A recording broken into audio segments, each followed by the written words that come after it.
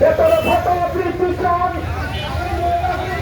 বেতন ভাতা বৃদ্ধি চাই, রাজপথ আমরা ধরি নয়, বেতন ভাতা বৃদ্ধি চাই, রাজপথ আমরা ছাড়ি নয়, শিক্ষকের গায়ে রক্ত কেন জবাব চাই, প্রশাসন জবাব চাই,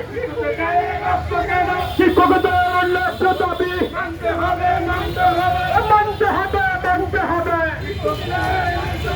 20 বছরের পরে ভাড়া দিতে হবে